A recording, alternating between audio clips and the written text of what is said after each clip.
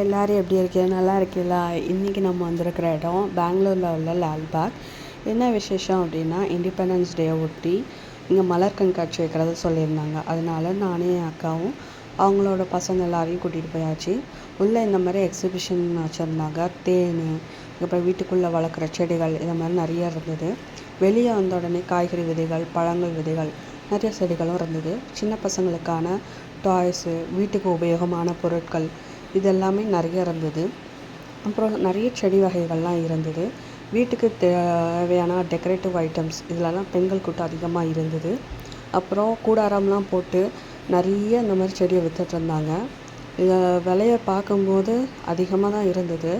சில செடிகள்லாம் நம்ம சின்ன வயசில் ரோட்டோரத்தில் இருந்த செடி தான். அப்புறம் நம்ம பெரிய கூடாரத்துக்கு போயிட்டோம். அங்கே இந்த மாதிரி மலர்கள் வச்சு அலங்காரம் பண்ணியிருந்தாங்க. நல்லா இருந்தது.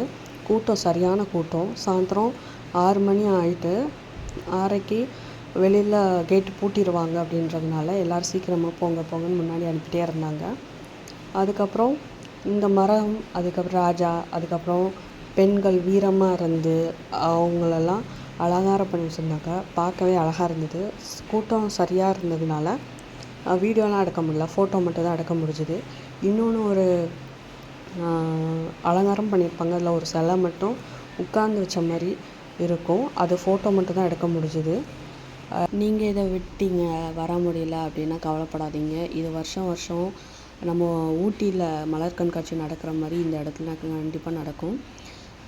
சரி, பார்த்துட்டு வெளில கிளம்புனோன்னா அந்த வளையத்தில் ஃபோட்டோ எடுக்கலான்னு போனோம். ஆனால் அங்கேயே கூட்டம்.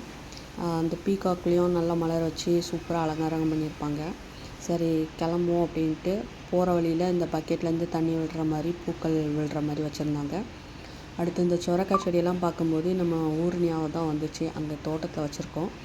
அப்புறம் கிளம்பலான்ட்டு அக்கா பையனுக்கு மீன் கேட்டான், வாங்கியாச்சு. அவனும் ஹாப்பி, நாங்களும் ஹாப்பி. சரி அப்படியே வீட்டுக்கு கிளம்புன்னு கிளம்பிட்டோம். இன்னும் அடுத்த ஒரு vlogல பார்க்கலாம். பாய்.